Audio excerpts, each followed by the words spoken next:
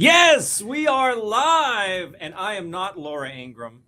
I know some people are going to be disappointed. I could see how they might confuse you for her. Yeah. Not, I am Tom Shalhoub, and this is the Tuesday Follies. Oh, I'm kind of coming. See that like Raymond does with Laura Ingram. Tom Shalhoub is coming in and kind of raining on Raymond's parade here. no, not at all. You are bringing new light to the parade. Yes. And we're talking about light all night long. That's it. We're talking about Raymond Arroyo's new book, and we're welcoming all the fans here. You are already fans, I can tell, and you've probably read his previous books, but we're going to be discussing the book. We're going to be asking about the origins, and then we're going to get some time for some audience questions. And Yes. you are going to be signing. We're going to explain this virtual signing in a minute. I think they know Yeah. what's going to happen. Yeah, I will sign these as we go. Yeah. And I will and Premier Editions is sending all of you the signed editions that you ordered. So these will be coming your way shortly. Some have already I pre-signed before this event. That's how on the ball we're on it at live signing. Yes. So New York Times bestselling author Raymond Arroyo has a new book, The Unexpected Light of Thomas Alva Edison, and it looks great, and we're going to talk about it. So why don't I just start with Okay. a few kind of setup questions, and this is probably like, I don't know, this is the it's almost a cliche question. How did you come up with the idea to write a book about Thomas Edison? Tom, I was reading a friend sent me this huge biography, an old one of Edison.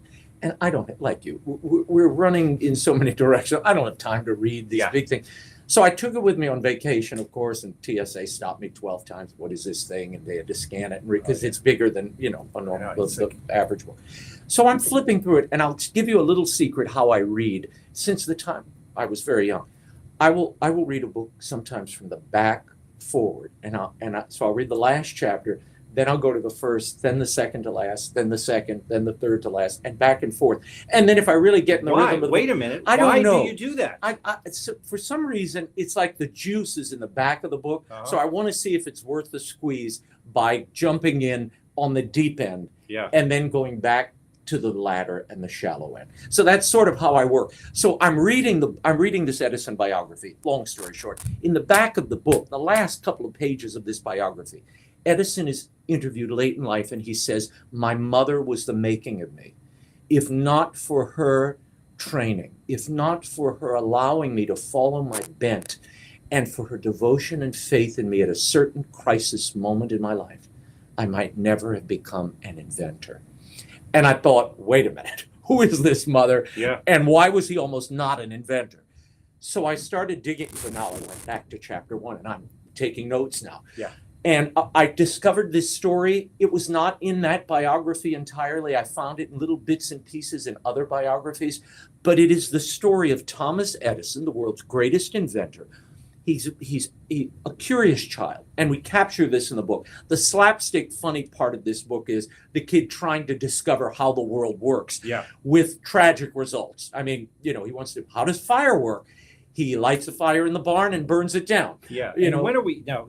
Obviously, we know about Edison. Edison, he was an old guy a long time ago. Yeah. So it was, It's the 1820s. 1820s is when he's a kid. Yeah.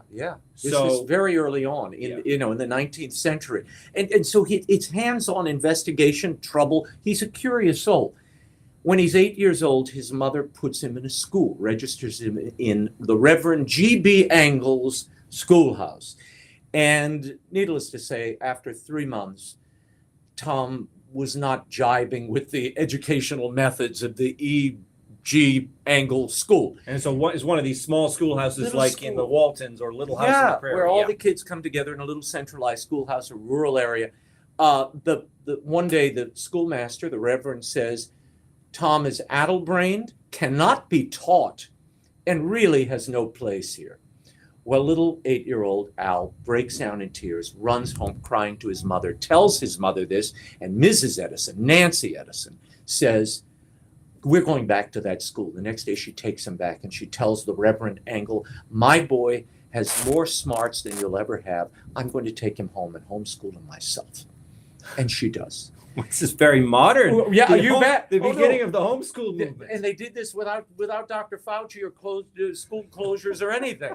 But what I love about this is He takes him home. That is the last time he's formally educated, Tom. Edison receives no formal training after that.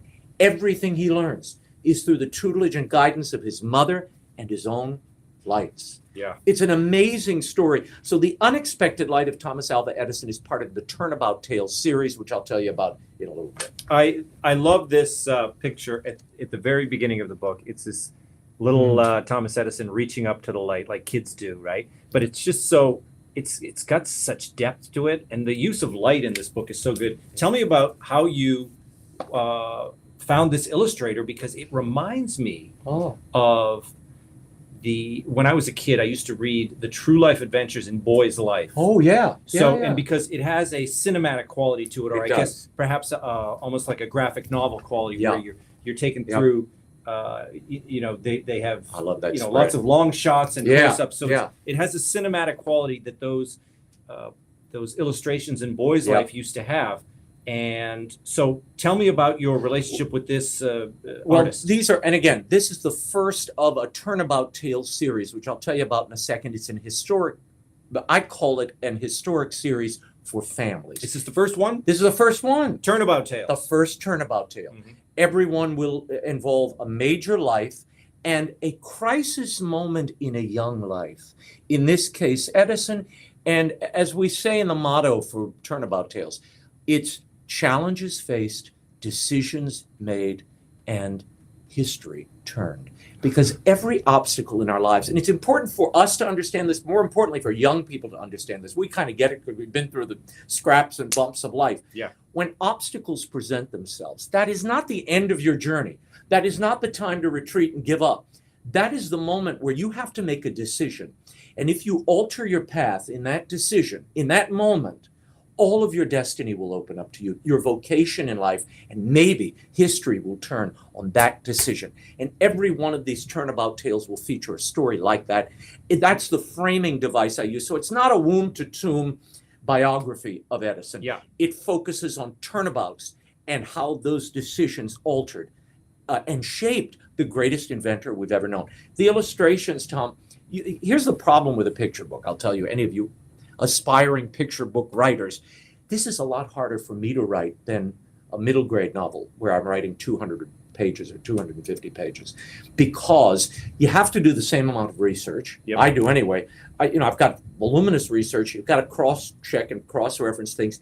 Then you only have 19 flips, 19 turns of the page to tell that story. Yeah. That is such a limited amount of time. You're in TV, I'm in TV. We deal with kind of time restrictions all day long. It's harder when you're trying to tell a big story, to be this limited, to be this concise. So I cut the copy way back. I send it to the illustrator. She sends sketches back. I cut the copy and rewrite it more to accommodate her illustrations. I was going to ask that. That was my next question, was that, is the text done before the illustrations begin? It is done, but not totally done. No. Well, what I do is I'll sketch out, I write the copy. Then I put in parentheses beneath it the description of what the spread should look like on that page. Then sometimes she comes back and says, I don't like this, or didn't work, or how about this, or let's change that. So you've got to rearrange the copy. Let's sometimes do that. The story. Controversy. Yeah. Let's talk about, so give me one fight you got in with Christina Gehrman, and she is she's a German illustrator, and she is hearing impaired, as was Thomas Edison, which was kind of just providential. That was something that fell out. I didn't know that, but it lends a certain, she understood him in a way that I think others might not. Edison started losing his hearing at 12 years old, which we'll talk about later. But I'm trying to think of this is a good example. In the first spread of this, which I love this spread, you have Edison burning down the family barn here. In the first spread, the mother and father were over here. Edison was over here, and the farm was burning in the distance in the middle. I said, this isn't, I need to capture, it needs to be a little more cinematic. Let's frame this shot differently. So I did my own sketches, sent it to her. Sometimes she pushed back and didn't like it, and she came up with a better idea. But that was one example I remember. There weren't a lot of we didn't have squabbles. I'm flipping through to trying to see if I had squabbles. Like, this was entirely Christina's idea. It's great. This double spread of the parents bickering upstairs. I had seen this as the parents bickering on one spread and the kid in the basement on the other spread. She put it in this beautiful, looks like a theater set. Yeah. I just love this moment. It reminds me of something like when you go to the Smithsonian and they have these live dioramas. Dioramas, yeah. So it has a, I mean, you always have a kind of, you have to have an eye for the audience. And I wanted it to be fun for kids, to engage people. And the story is heartwarming and I think inspirational at the end of the day. Now, did you have to, when you're doing all your research, it's a story, it's from old times, you're talking about kids, did you find you had to kind of make it contemporary or worry about how am I going to make this work for a contemporary audience? Well, I think you and I understand this. Humanity doesn't change. Humanity doesn't change. We're the same people. The costumes change, the manners change, but the people don't change. They're still motivated and driven by the same thing. They want the same thing for themselves, for their children. Yeah. Kids want to succeed. Kids get confused and lost along the way. Parents write them off or give up on them, which happens. Edison's father said he was a dunce and an idiot. Okay, so addle-brained, dunce, idiot. Yeah. Only the mother, only Nancy Edison saw the potential in her child, the curiosity, the natural passion that he had to kind of investigate things. And look, it shows you, there are many biographers now who think he was probably had ADHD.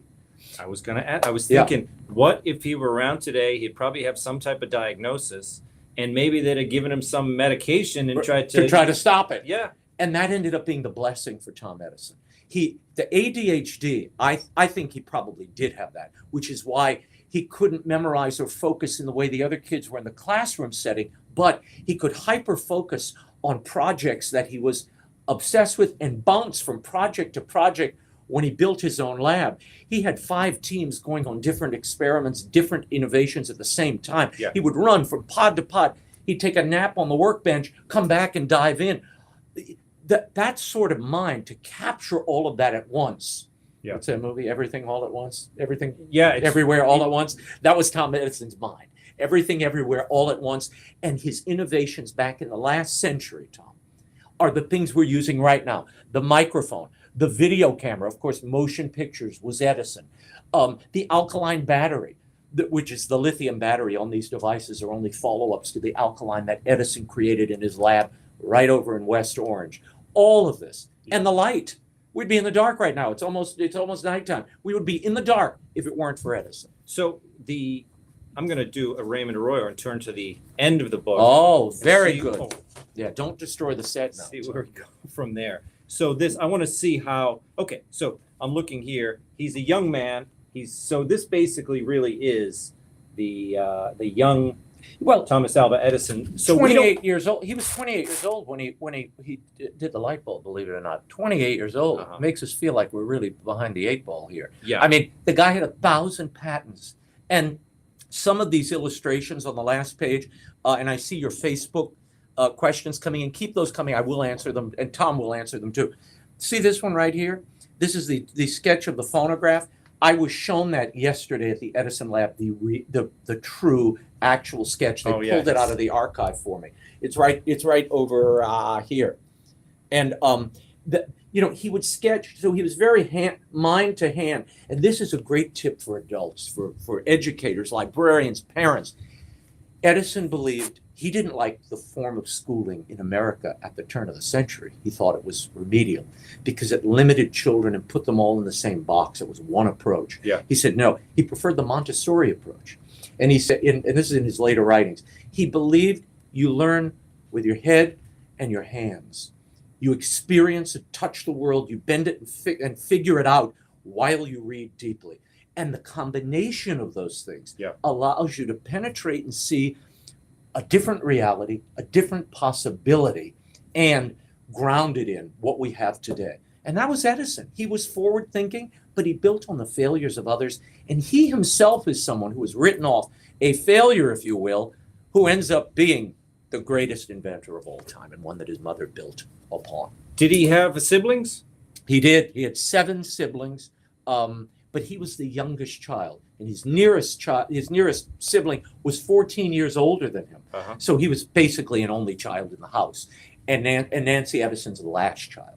So she could devote that time to him. And she was an educator from Canada. So it wasn't like she had never taught children before. Yes. She did. And she immersed him in the classics, Shakespeare and Dickens and Les Miserables, and also gave him manuals, compendiums on chemistry and the natural sciences and electricity that really appealed to him and allowed him to experiment and tinker and play at home. Now, he burned up the basement. He blew up a baggage car in the train, which in his little lab in the back, which we depict in the book. But it was those moments, those stumbling blocks that taught him what not to do next time. And that's a good lesson for us. Don't be afraid of failure. Yeah. I think a lot of people are. I think the burning down the house or the barn. A barn. He burnt down the barn. That was when he was like 5. Yeah, which I almost did as a kid. What? Well, I mean, there was a couple of close calls with the fires, but we were hands-on as kids. And Where I did you think grow up? It was Norwood, Massachusetts. Okay. So it was kind of a small town, but it wasn't. It sounds like Thomas Edison was pretty rural, right? Yeah, these are small town. Milan, Ohio, and Port Huron, when it was just being settled. Yeah. So it's very rural. I mean, but industry's coming in. There's a railroad that starts. There's steamers coming up and down the canal of his first home. So the industrial age is beginning, and Edison kind of has a front row seat into all of it, and still in touch with nature and quiet. How did he go from, because it sounds like he's out in the country, obviously he didn't go to, no formal education, no college. 2nd grade, that was it. How did he make his connections? What got him into the, from this kind of rural world into the... Electricity. Again, there are 2 turnabout tales in this story for Edison. The first is his mother having the faith in him and the devotion to him, to train him and let him follow his passions. The second great turnabout of Tom Edison is based on a good deed that he does. He's a hustler. Kid's a hustler. He's selling newspapers and snacks on the train in town. During the 6-hour layover in Detroit, he goes to the library. He reads from the bottom book to the top book in the Detroit Public Library. That's how he's feeding that young mind at 12 years old. He's also an entrepreneur. This can't be overlooked. Yeah. He's selling on the train his wares. He starts publishing his own little gossip column. He calls it a paper. The Herald on the train. He gets printing press parts and little pieces of printing press from Detroit that he buys, discarded bits. He prints his own paper in the baggage compartment, sells that, and starts making a profit. Again, later when he creates things, he only spends time creating things that he knows will sell, and then he knows how to market and sell them. The Wizard of Menlo Park, which he later is called, is actually the great marketer of Menlo Park. But he was born on the Grand Trunk Railroad, selling newspapers and printing newspapers of his own, writing them. He was an entrepreneur from the beginning. Yeah, and obviously he grew into this. He had so many people working for him, right? Oh yeah, and thousands at the Edison labs in the latter incarnation. Yeah. Yeah, and so he started off right as an inventor, though, because we have this idea of Edison. You have this. Well, you asked the question. I didn't answer it about how to get from the little boy. His connection. It was he rescued, and we depict this in the book. One afternoon, he's at a train station, and a rail car breaks free, and there's a child playing on the tracks, a 2-year-old. Edison throws his papers down, rescues the child, rolls out of the way as the train comes by, and the child's father is the telegrapher, the master telegrapher at that train station. And as Thanksgiving to Edison, he offers to teach him how to work a real telegraph, which he had toyed with as a boy. He teaches him to be a plug telegrapher, and that allows Edison to really begin to understand the telegraph itself, how electricity communicates and can lend itself to communication. Yeah. And he starts taking apart the telegraph machine. In fact, he learns how to do it. He learns how to teach the machine to automatically respond. So when he would go to sleep in the evenings, the telegraph would respond as if he was awake and responding. He's very clever, but that's his intro, if you will. A good deed, another turnabout, a little happenstance that isn't. And is this new? Is this Marconi? It's wireless. Morse, right? Morse. Okay. Morse code. So it's Marconi invented wireless. He wireless. Was the Edison of wireless, I guess, right? Yeah. So was this a new technology when he learned how to do it? This is the broadband Yeah. tech industry of the day. Right. Telegraph had just during the Civil War. This is the Civil War era. Mhm. And the telegraph, in fact, I found a letter yesterday in the archives where Edison in his old age is writing about meeting Abraham Lincoln on the Grand Trunk Railroad train. Lincoln was sitting on the train and he saw him and was kind of in awe of him. Didn't talk to him, but saw him. Just a sidebar. But after the Civil War, there's an explosion of telegraph, interest in the telegraph. And Edison is right there from a front row seat. And he creates all kinds of refinements of telegraphy for Western Union. That he creates basically, I won't get into the long explanation. I see all your Facebook questions. Keep those coming. I will answer them in just a second. But he perfected a system where 4 messages could be received on the same line, which was an incredible advancement. Western Union paid him a whole $40,000 for that. That allowed him to build the lab in Menlo Park. And all he really wanted, Tom, he didn't want he didn't expect this to be a research and development facility. All he wanted to do was to play and investigate and innovate with people who thought like him, workmen, mechanics.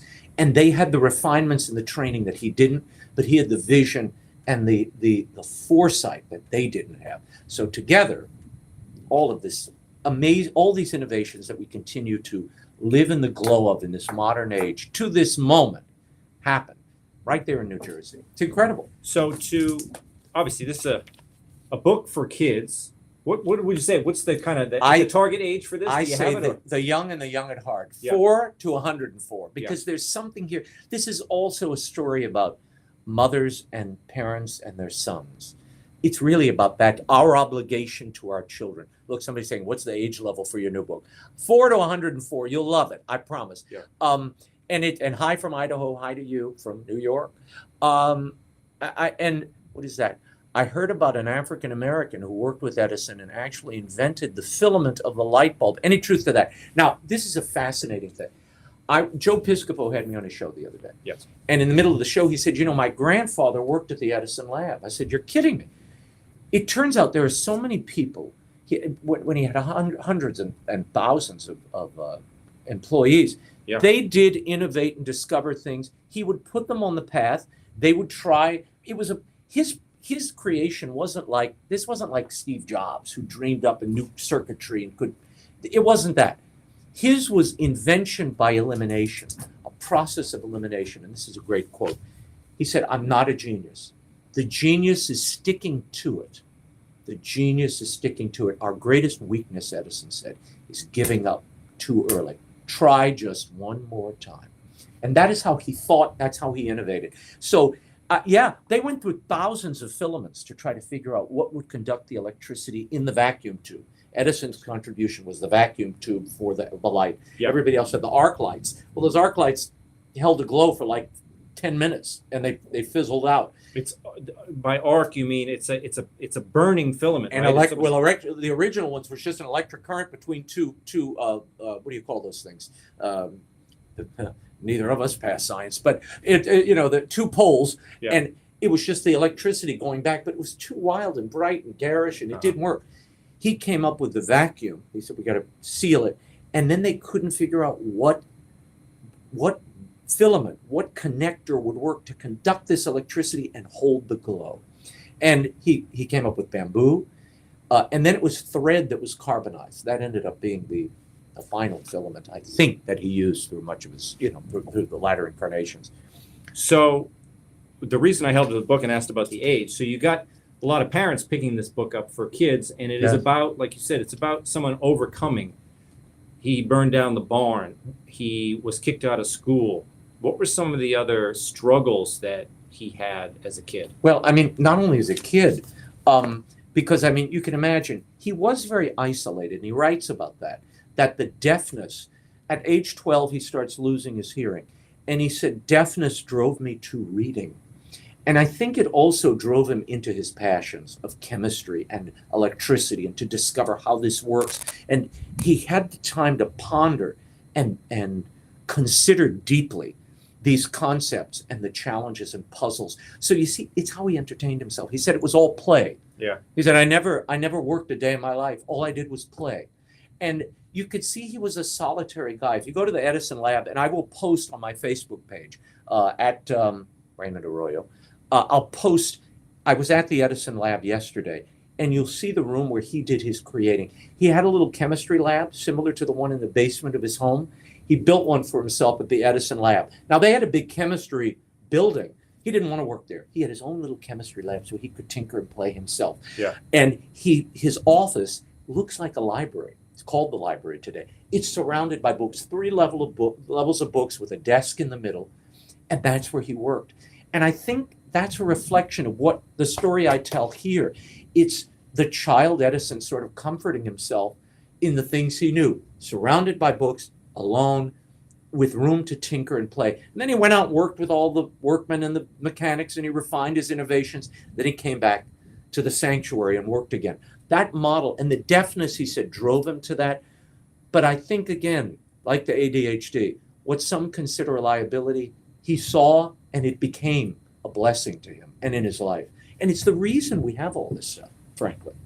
Let's talk about creativity. Yeah. It's something that is, I think that it's not happening in today's schooling, you know, that they've left creativity. Like you said, the people don't work with their hands as much. Yeah. I had shop class. We had electricity, printing, metal. And I tell my kids about this. They say, what, you had a printing press? We did. We had an old fashioned, this is in the 70s, Wow. you know.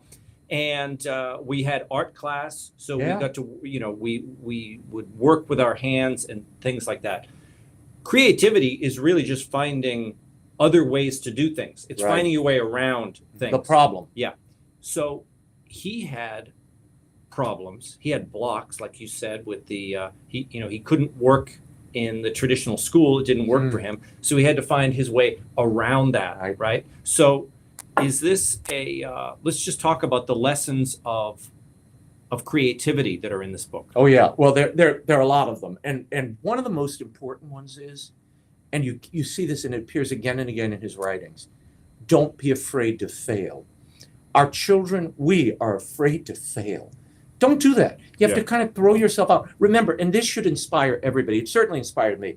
When you go to, and I read about this, but I went to the music room in the Edison lab yesterday. We're shooting a Fox Nation special coming up. We'll take you there. The music room was on the second floor above his office in the Edison lab. It is where he recorded thousands of singers, orchestras, bands at the time, because he had the first record label, Edison, because he created the phonograph. Yeah. How amazing is it? I sat there and then I looked at some of these pictures, and in the middle of the room, there's this ear horn, a horn in the middle of the room on a stand. And I said, what is that? And they said, oh, that's his ear horn. He couldn't hear. Here's a man who can barely hear. And in some of the video of the time, they have them yelling at him, like yelling into his ear, and he turns his left ear to them because he can't, the right ear, because the other one's totally gone. Yeah. And that is how he heard the music while they were recording it. There are other stories that when he would get to look for refinements in the vocal quality of the music itself, he had a piece of board, wood, a plank attached to the phonograph, and he would bite down on it so it would resonate through his skull, and that's how he heard what he needed to hear. It's an early cochlear implant. I mean, really, he was so ahead of his time. But if someone with that, who's denied those sorts of natural gifts that we take for granted, can create the phonograph, which to this day, it's the precursor to everything I don't know you've how it ever works. played. That's the thing is, you know, a lot of things amaze me. You know, iPhones amaze me, computers, the whole deal. But I have an old record player at home. Me too. And every time I put that needle onto stylus the down, LP, I say, how did they get the music in there? It doesn't make any sense to me. Wow. Yeah. You Yeah. know? Well, it's the groove. It's hitting the grooves and the depth of the groove, and it's the vibration. I don't fully understand it, but the process. And when you see the old Edison phonographs with the cylinders, which they still have, the metal cylinders or the wax cylinders, that's incredible. And I asked a woman who showed me the phonograph. I said, why do these play so clearly? And I have a Vitrola that doesn't barely plays. She said, oh, those were metal stylus. Edison only had diamond-tipped needles. And that's why they continue to play to today. He was very ahead of his time. I mean, you don't want to manufacture diamond styluses, but Yeah. Should we take a few of these questions? Yes, yes. So I don't even know if did we get to the he had an African American worker who was working in the filaments and things like that. Could have he been. had people Yep. like, from my understanding, because I lot saw of a immigrants. cable show one time, Yeah. that he had Nikolai Tesla worked for him For at one him, time. that's correct. Then he went on his own way, and then there was a big, there was A there was battle of the obviously- current. Yes. How AD, AC, or AC/DC. So Yes. one-way current, which was Edison's model, or two-way current, which was Tesla's. Tesla ended up being right, but Edison and he went to loggerheads because he had already laid the cable and created a lighting grid. Yeah. Edison didn't want to change the game at that point. Yeah. So that was the source of the battle. Is there any other notable names that worked in Edison's labs and went on to do other things? Well, some of the chemists, some of the clockmakers that he had, they are legendary. I mean, the other thing I neglected to mention, any of you who've ever had an X-ray, you have Edison to thank. The first X-ray machine was Edison. And the man who worked on it, whose name escapes me, he would handle the radioactive vials, and he took the brightest ones and the ones with real potency, because he was amazed that he could see through his arm and Yeah. see through his leg. Well, you can imagine what happened to the poor guy. They had to amputate the leg, they amputated the arm, and Edison, after he watched it, and he took care of the family after the man died, but he said, I want nothing to do with X-rays after this, because he thought it was too dangerous to human life, and then cut it off. So, but yeah, there were many, many, many people, a lot of immigrants who worked for him, and who probably added their own innovations. And in the big biographies, they name them and they tell you who they are. But it was Edison's genius for bringing these people together, guiding them. And like Walt Disney, you think Walt Disney drew every character and painted every cell and edited every? No, he was the impresario. Yeah. He was the mastermind and the marketer. That's who Edison is. He had a vision. Yes. He had a vision. And Tesla's vision for electricity might have been more refined and better than Edison's, but Edison got there first, and in many ways surpassed Tesla. So we've got parents are going to pick up the book. You are a parent. You've got this story of overcoming difficulty. Yeah. And do you want to give us a little preview of some of the other names you're thinking Well, of? Or- I'll give you a little preview, but I can't tell you who, because Harper and Sonder kids. Oh yes, will. because someone else is going They'll to try cut to. the feed. That's right. Tom Shalhoub will do the book. No. I'll steal it. No, you won't. It's the next one is about a neglected presidential child. Oh wow. Child of a president who drops in at a moment in history where their gift turns the tide of history in a remarkable way. And these are bits, like the Edison story, these are bits of history that I feared would be lost. And a lot of people complain about curriculums being changed and they don't know their history and we don't know our history. I thought this is my way of trying to capture it in a positive way, offering these turnabout tales to the world, to families, and to the young and young at heart, for all of us. That's my next question. Okay. Is that I don't know that I see a lot of these kind of positive portrayals. When I was a kid, Yeah. Boy's Life, other things, Yeah. you would go to American Heritage, those Yes. little books, we had a whole collection of them. And the Hardy Boys. the American Heritage, they would tell tales of all these famous Yeah. people. Nowadays, I feel that in a lot of curricula, if it's an old white male, they don't want to talk about him. Right? Yeah.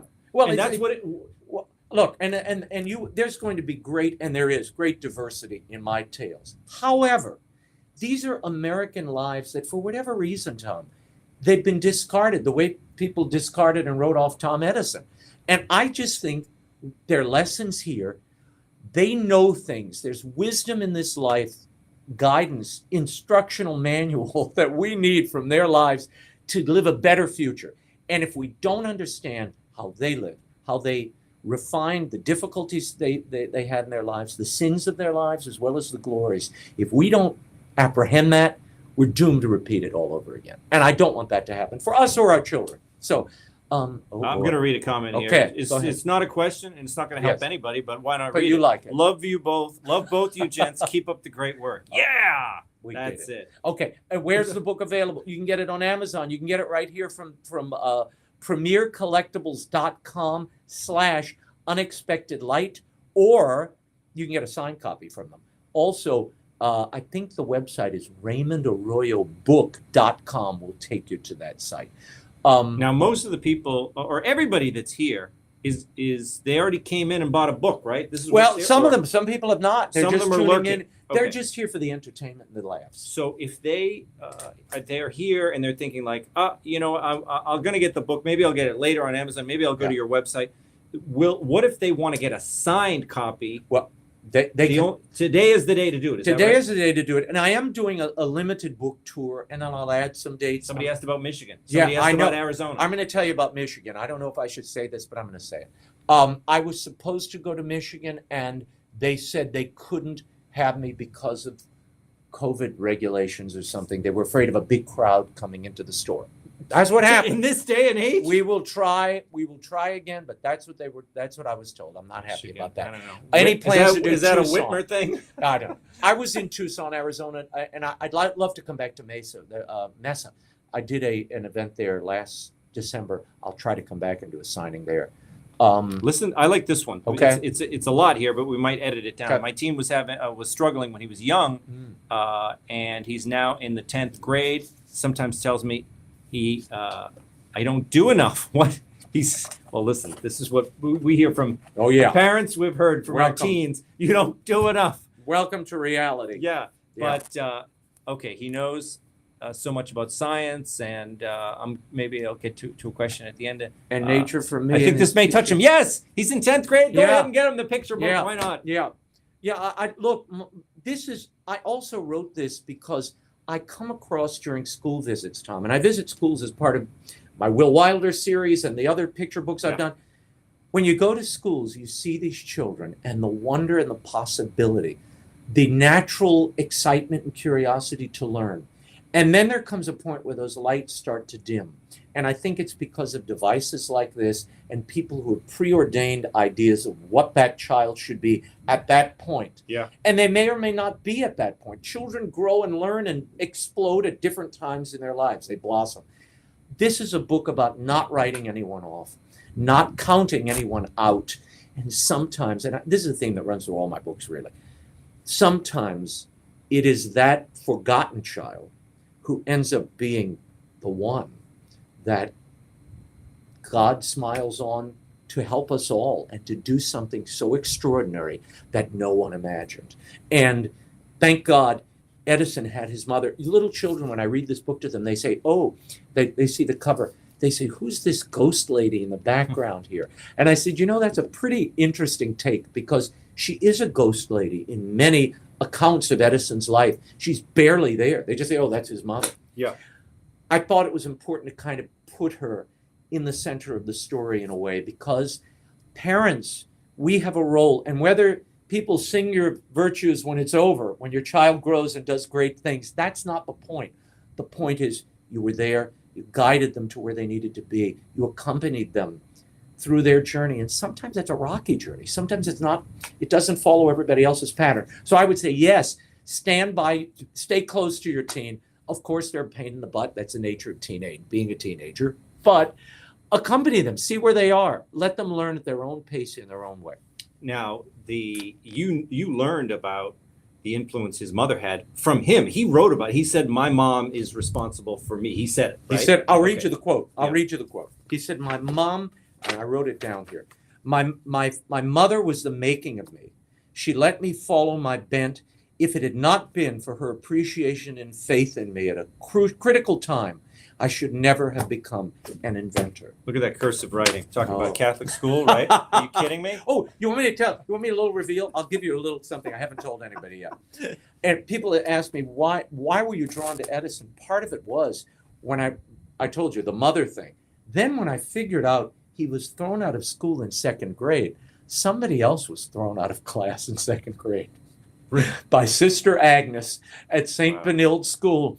It was an ugly scene. I'm not even going to recount it, but I will tell you, I was a chatterbox. Can you imagine that? I was a chatterbox, and I talked to the little girl. I finished my work, and I talked to Jennifer behind me. I talked to the other kid. Yeah. Well, this drove Sister Agnes, her habit literally did that when I started walking into the class. And there was a very dramatic scene one day where I think evicted myself from that classroom.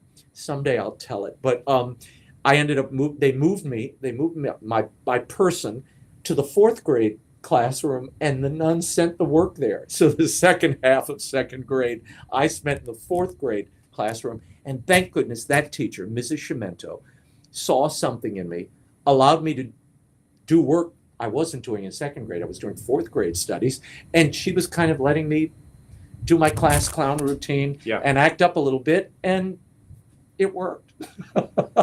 I guess. Do you think that it is kind of ironic that you held up the phone and you said that a lot of children are having trouble with creativity and with focusing, maybe because of the devices? And we're talking about Edison, who really he was one of the, he ushered in the beginning of the devices, the electricity, and, he brought us this world, right? But he grew up without it. He did. So do you think kids have to grow up without this stuff? Is there a way to be in the world, but not of it? Well, yeah, I mean, I guess we sing that song all the time, right? But yes, we do. There is a way to be creative with computers, with devices. I agree. But I feel that you can't be creative if you're just a consumer, if you're staring at it all day, right? Yeah. So the importance of figuring things out on your own, I feel like kids aren't put in places where they have to figure it out on their own anymore. No. And they don't have the quiet. Edison had the quiet imposed on him because of the deafness to some extent. And he recognized that was a gift for him. It allowed him to hyper-focus without distraction. Yeah. How many of us have that? I think you have to take as many distractions, particularly out of your young children's life, as you can. Limit the screen time, limit the time on devices, limit the time with strangers. This is family time. This is friend time. This is community time. This is where you teach people to be human. And I think if we don't recapture that, we're going to be in big trouble. Okay, that was the one we did earlier, I think, right? Oh, that's the 10th grader. Yeah. Let's see we're what's back coming in. I love both of you. And all his books. And Tom did an Raymond incredible Arroyo. show. Hopefully, I can find his book at Walmart. Is it in the? I think it might be at Walmart. Check at Walmart. If not, it's Barnes and hard to Noble get into those big stores, right? Stores, but sometimes I remember they do Jim Gaffigan, who I used to tour with. Yeah. It was always like, are they gonna get my book Well, in Walmart? Costco and Walmart do it. That is the sign of. You see, that's very Edisonian. Yeah. You want the big box stores. Forget the little. But I love it. Look, those independent bookstores are heroic to stay open, and Barnes and Noble have been such a great supporter of me, as have Premier Collectibles, and you get your signed edition. PremierCollectibles.com/unexpected light. Oh, look, there's the blue banner. It's like a Fox News alert down there, Tom. Get your signed copy at the link above. And but what I don't know if we clarified, they can get the signed book here today. But if they're talking to their cousin in a week or two, can they keep coming back to Premier Collectibles to get signed copies? They will have signed editions, and I'm going on the road. So the combination, if I'm not coming to your town, RaymondArroyo.com has the tour schedule. If I'm not coming to your town, get it from Premier Collectibles. They'll have signed editions for you. By the way, great Easter gift, which a mom pointed out to me the other day. It's not only a mom and son's book, it's a great Easter gift because it's about being reborn in some ways and overcoming adversity. It's kind of big for the basket. Oh, it fits in the bag. Yeah, you can tuck it in. This is called a backstop. You put the candy in front. You put this in the grass. Our baskets were small, but we don't have a lot of candy. I'm from New Orleans. We have big baskets. We ride in our baskets and throw beads. It's exciting. So let's say he had ADHD. Yes. Guys I don't know, pick a contemporary figure. Tom Cruise had dyslexia. Yes. Almost every famous person or high achiever that when you read a profile of them, they had something. They had something in the way. Without a doubt. As a parent, should you try to throw some roadblocks in your kid's way? It seems to help them. Well, you have to let them fail. Uh-huh. And again, Tom said that again. Tom Edison, I'm calling him Tom now, like I knew him closely. He said, "Never get discouraged. Don't be afraid to fail." And then that other great important lesson, I think, for all of us, and it reminded me of how I learned, how you learned, because of the time we were born. You have to learn with your eyes and your head, but mostly with your hands too, and experience the world. It's not enough just to read. You've got to go experience the world a little bit. Edison did that. He traveled the whole country. He was a telegrapher in Chattanooga, New Orleans. He was in Chicago and New York. He saw a little of the world as a young man and what the people needed and how he could serve and service their needs, which is pretty good. When are you coming to Metairie, Louisiana. Metairie, where's that? Gail, that's my hometown. It is. That's the suburb of New Orleans. So Metairie. who is that your mom talking? No, it's not. I don't know who Gail Johnston is, but God bless her. I am coming to Metairie. I think it's next Monday. RaymondArroyo.com. Check out the schedule. I can't keep all these dates in my head. I'm at the Barnes & Noble, though, I think Monday at 7 o'clock. Check that out. I love going to the Edison House and Laboratory. Let me tell you, that visit to the Edison lab yesterday was absolutely incredible. Is it in Edison, New Jersey? It's in West Orange. West Orange. It's in West Orange, and it's preserved exactly as it was. He died in 1931. The family gave it to the federal government with everything inside, untouched, and they've preserved it. You can walk into his office. You can go to the mechanics room, the chemistry room, see the first film studio in America, which Edison built.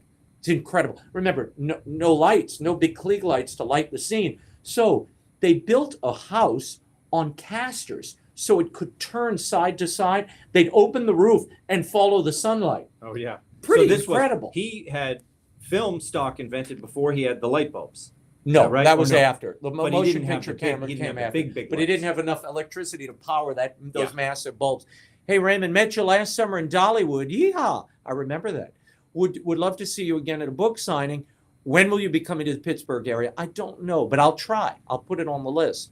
What else do we have here? You mentioned Fox Nation. Yes. You're shooting something at the Edison home for Fox Nation. Yes. How'd you land that? That must have been. That's like a book tie-in right How do there, you right? like that? It's an The edit. whole thing's going to promote his book. No. I it's- got to think of how to do these I'm things. taking people on a tour through Edison's life so you can go deeper But beyond you even pitched what I that. do in the Did book. did they know you were doing a book when you pitched them the idea? Well, they may have had a sense that I was working on this project. May have had a little glimmer of somebody teed them off. What inspired the characters in this Edison book? What inspired them? Inspired them. I mean, it's real. Yeah, I mean, it's a character he lived. Nevada. I'd love to come to Nevada. Ask me, I'd come to Nevada.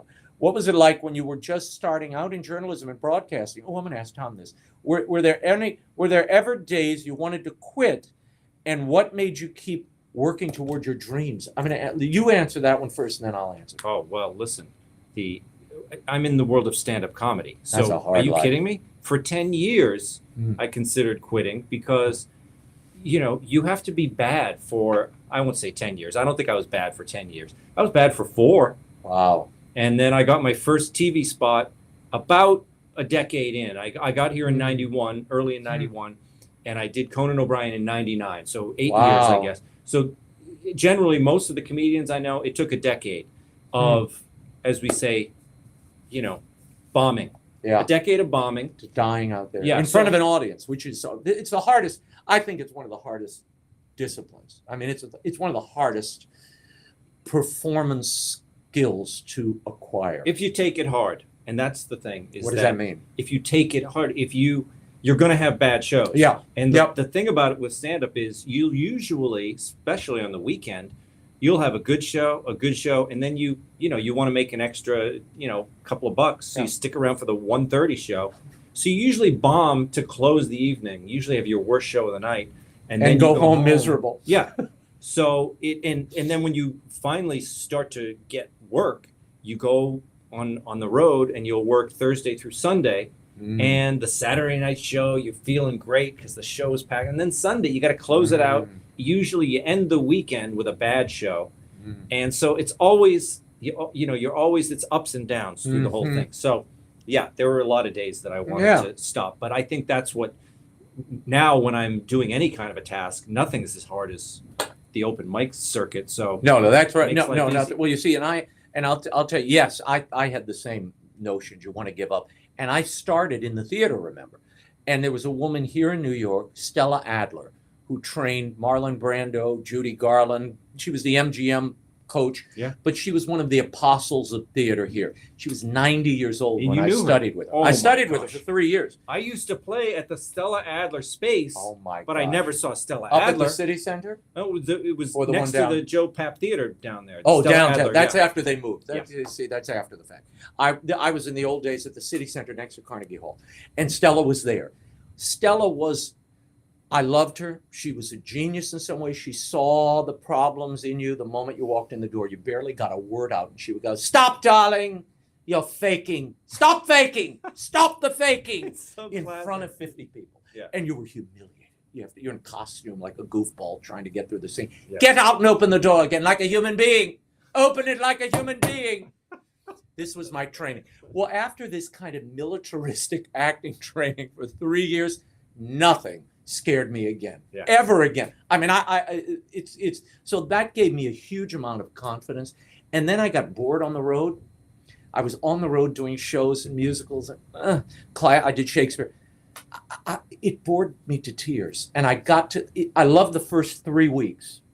After 3 weeks, I'm looking for something new. On the road. Or On the road. or Anywhere. Yeah. Bored. 3 weeks, I can feel I'm just detaching. I'm marking it. Yeah. And so I segued to journalism. And I started writing. I went to work for Bob Novak in Washington. I wrote the column, helped write the column for him. Didn't write the column. I wrote part of the column. I think you wrote it. You wrote it. No, I didn't. I wrote You didn't part write? of the column. And I bet there was one column. It was all you. and he just signed it. No, that's not true. That's not true. Bob was tough, and he had his own vision for that thing. I was the reporter for the column, so Okay. it was different. But then he was doing Crossfire. I started producing Crossfire for him a little bit. So that combination of skills with the performance training all kind of took me to. It is interesting. I love talking to anyone around here at Fox because none of them thought they were going to be Yeah. on Fox News. Obviously, most of them, they started their career before there was a Fox News. Yeah. But obviously, Greg Gutfeld, Yeah. he was in the world of magazines. Yeah. And he never thought he was going to leave the magazine where he was an editor. And he liked to horse around and have a good time. And then, the rest is history. Someone like Dana Perino, Yeah.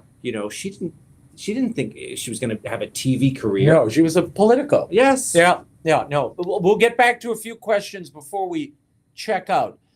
Looks like a great book. I'll buy it for the grandkids. Felicia, thank you. I enjoy you guys on TV. How do you like that? On TV. Two of my favorite people. Are they talking about us? Fantastic, yeah. Oh. I mean, we are. I imagine we have You the think, demo- we're Fox- favorites to a lot well, of people? I mean, I think Just saying. I think that we probably share some of the favorites because we come in, we hit them with our charm, and we And get then we out. leave. Yeah, we're not on for a whole hour. It's like, oh, hey, look who's here, Raymond Arroyo. Oh, look, it's Tom Shalhoub. I love when he's on. I always say, excite them and leave them wanting more. It's the best way to go. Yeah. I want my teen to read this. That's how he learns. A lot of people learn this way, and I think we ignored that. I was blessed to meet Raymond at the Dallas book signing. I remember that. Love the way he tells his story. EWTN and Fox fan. Very nice. Thank you. Parental support is so important. Very nice. Thank you all for sending this and being a part of this and coming in. And for Tom, so bravely emceeing this rollicking affair. I mean, I don't know if you needed me, but Oh, I did. it does help. I did. Well, it helps Talking to have myself would be problems. have a conversation. Yeah. So, well, thank you for being here, Tom. You always make my mom smile. You know how that's many people are like, they come up to me in the street and they say, you know what? My grandma loves you. I say, this is great. I get that good demo. My grandparents never stop watching your show, and I think that's the greatest. Don't disparage. No, it's great. Look, these are the greatest people, and I'll tell you something. I'm going to give you a little backhanded compliment here. Those people, if you can get the older generation to laugh, they knew what comedy was. Thank you, Tom Shalhoub. They saw Abbott and Costello and Jerry and Dean and Rickles and the great people we grew up with. They know comedy. A lot of what I see today, I got to tell you. And this is a kid who as a 10-year-old, I begged my mother to let me go see Rodney Dangerfield, not one, but 2 shows in a row at the Orpheum in New Orleans. I went to see Rickles. I saw him 13 times. Oh, my I saw gosh. Don Rickles. I love Don Rickles. to be in the presence of those people and watch them work was so amazing. Once you see that, once you've been to that level of Olympus, you see some of these other people. Tom, I just scratch my head. I don't think it's funny. I mean, it's filthy. I don't know if it's funny. It's filthy. Is filthy funny? Sometimes. The first filthy is funny, but after that, I lose interest. So if the older audience is laughing at you, you're doing something right. Yeah. And I think it's they don't have everyone used to have you call the foundation. Yeah. Even people like when I read Steve Martin's autobiography, he started at Knott's Berry Farm. Yeah. I started at Canterbury Lake Park in New Hampshire. So you work, the park circuit. Yeah. People used to take those summer jobs, summer stock and things like that. That's where you learn how to be an entertainer. And I think obviously people blow up on the internet now, but a lot of these people, it's kind of a one-trick pony because they know how to make a YouTube video. But if you had to be out there working those live audiences. Yep. Two favorites. Tom, you're great with the president. Oh, have you been with the president lately? I mean, it's when I go on Hannity's show, he says, "Hey, give me a little president." I said, "I can't do it without the." No, you need the whole device. It's like Groucho. Yeah, but I just what I do is that it's really the squint. The squint does it. That's the character. And you get the wrinkles and the squint, and then from there, you just kind of ramble. Yes, and shake air. Come on, it's wonderful. Wonderful. It's a true story. It's wonderful. Okay, The Unexpected Life of Thomas Alva Edison. Not Joe Biden. The Unexpected Life of Thomas Alva Edison is available everywhere. Get your signed edition, premiercollectibles.com/unexpectedlight.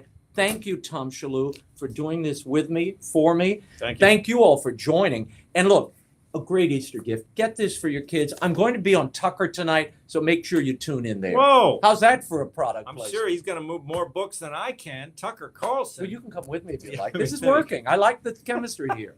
It's good. And look, people agree with me. The shows Dean, Frank, and Sammy would do at the Sands were genius. They knew how to be funny and dirty in the classiest way. Yeah. We don't have that today. That's true. Innuendo, the lost art. Oh, yeah. Innuendo, not in your face. They don't know it. My kids, we watch the Marx Brothers films. So funny. And there's some racy humor in there, but it goes, they don't see it. Yeah, I'm just starting to get some of the jokes. Okay. Thank you all. We will see you next time. Happy early Easter, and thank you for watching and tuning in. Tom Shalhoub. Yeah. Say goodbye, Tom. Goodbye, everybody. Yeah. Oh, they said at the end, wave. Remember? Oh, wave. Yeah. We're your waving. Publisher said, make sure to wave at the end so we know.